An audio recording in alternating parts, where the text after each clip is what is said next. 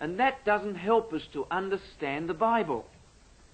Because if you go to the university, at least this is the way it is in Australia, and I charitably assume it's the way it's here in America, if you go to the university, if you want to understand the word gobbledygook, or its Greek equivalent in the writings of Plato, your first responsibility is to understand the word gobbledygook in the Platonic framework.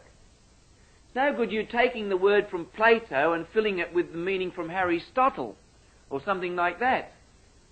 And so it is with the Bible. If you're going to understand the Judeo-Christian word or text, you must understand that Judeo-Christian word, that Judeo-Christian text, in the Judeo-Christian framework.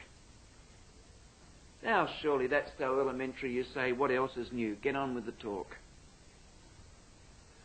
But how often do we fail to do that? Like many of those passages, for instance, Bob Brinsmead mentioned one or two of them this morning in passing that refer to body, for instance. I'll guarantee that almost without fail, when the Bible mentions the word body, in a passage like Romans 12:1, or other passages, you automatically think of your physical body. Now that's only very much to get half what the Bible's talking about in that particular instance. The Bible uses the word body in a very specialised sense, and other words as well. And so it is with this word filled, for instance. You and I think like Greeks, and what we think like when we come across a word filled is something like this. For example, we will think individually. For a start.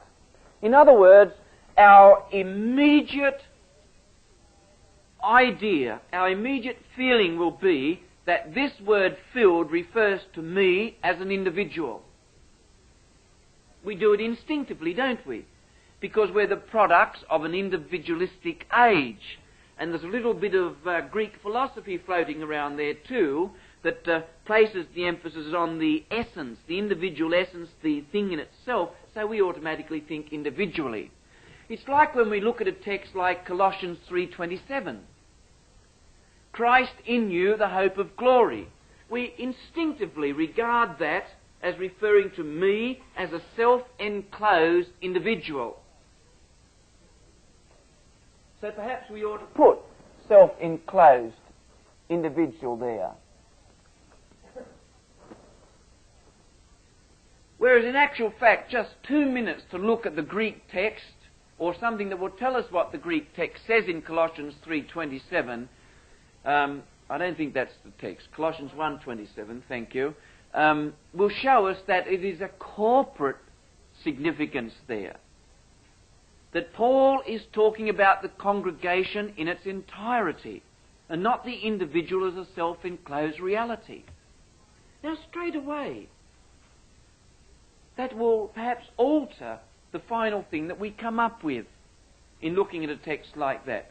Same with this word, be filled. We think of ourselves as self-enclosed individuals, a self-enclosed individuality. And yet, the Judeo-Christian mentality is far more corporate than it is individual. It doesn't exclude the individual, but it's a lot more corporate. And it's so corporate that you and I find it very difficult to understand what it's even saying in certain respects, because it's so corporate. So, more than likely, there is a corporate thing here. As a matter of fact,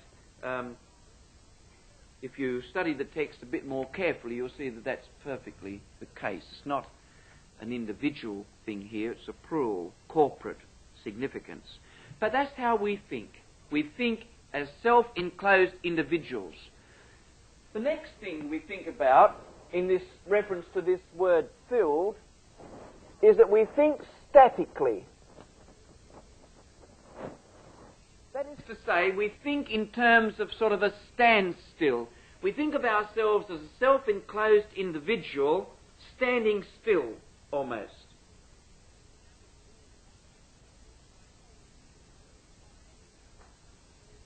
Whereas in actual fact, the Judeo-Christian mentality is a very dynamic thing. It always, or very much always, thinks in terms of dynamic movement.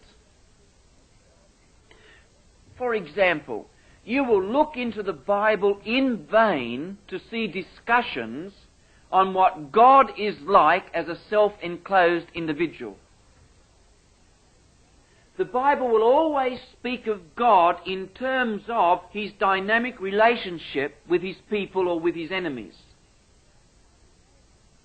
So you have no ontological analysis or no analysis of the ontological being of God, God's being as a self-enclosed divine entity. You won't find that. You'll always find it dealt with in terms of dynamic relationship. So you'll find no text in the Old or the New Testament that says, God is pure greatness.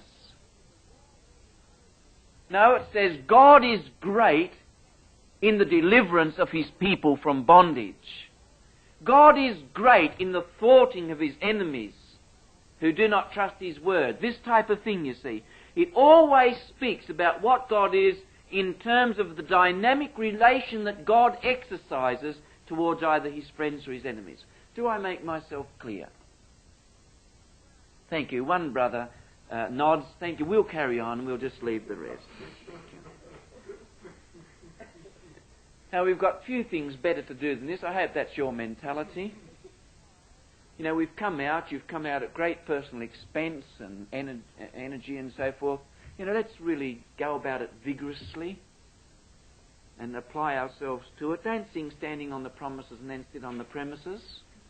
Remember that perspiration is a wholly component part of any biblical inspiration.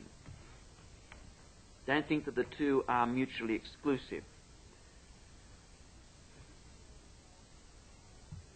So we think statically. We think in terms of our individual status rather than in dynamic movement. You see. So we think of self-enclosed individuality and static type of thinking. Whereas the Bible, of course, is dynamic and in movement. Another thing that we think about in this word filled is we think of substance. We think substantially, and this is terribly Greek. The Greek was always interested in the understanding of the thing in itself, the essence of the thing, the ousia of the thing, or the esse of the thing, according to your way of looking at it. The Greek was very interested in substances, the essence of a thing in itself. Whereas the Bible, as I've mentioned already, is not so concerned about the essence of the thing in itself, the substance of the thing, the ontological sort of nature of that thing, but rather of the thing in terms of its relationship to other things.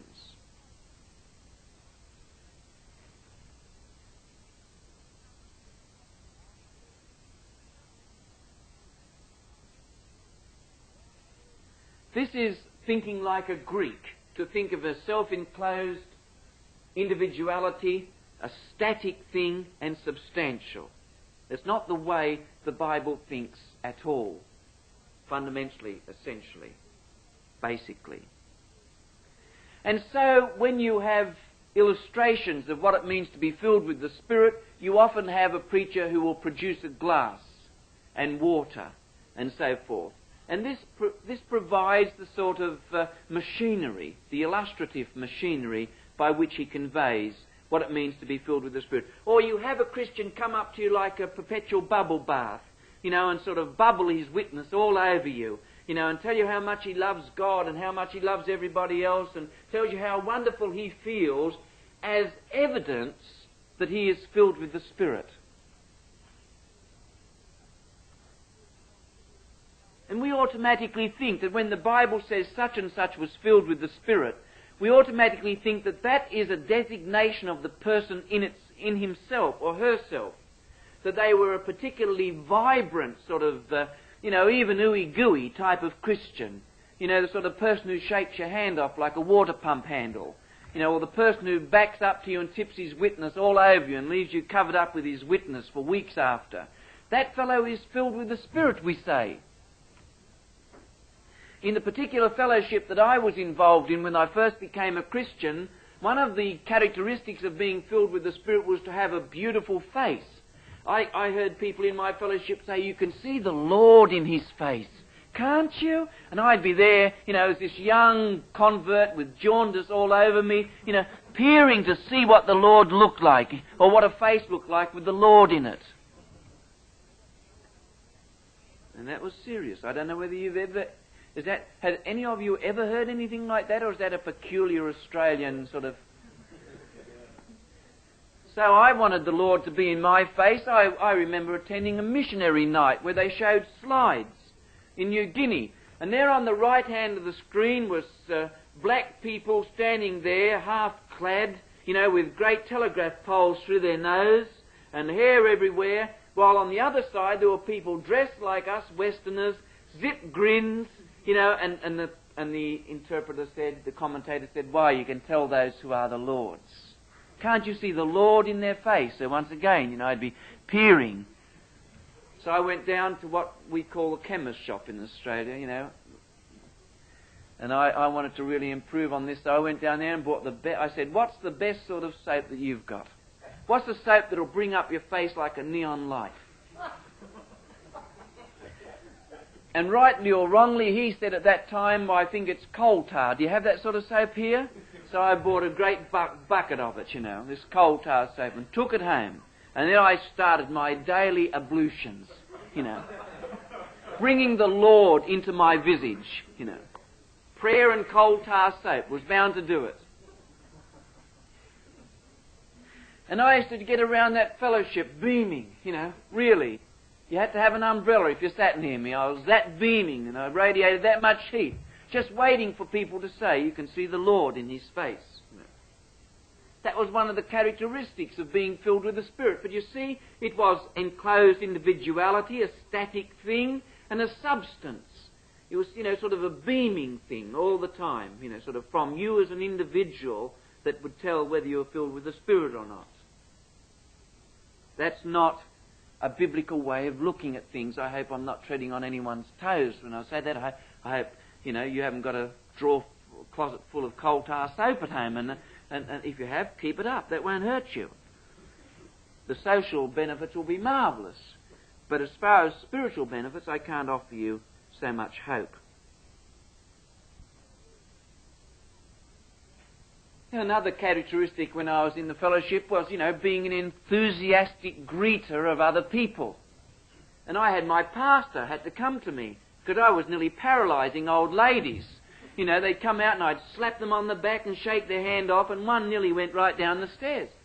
The pastor said, you'll have to cool it down a bit, ma'am, That's true. But, the person who went around the fellowship shaking hands and patting people on the back, he was the keen Christian. He was one that was filled with the Spirit. Is that not true? So I wanted to be like that. So I slapped people on the back and pushed old ladies downstairs and everything.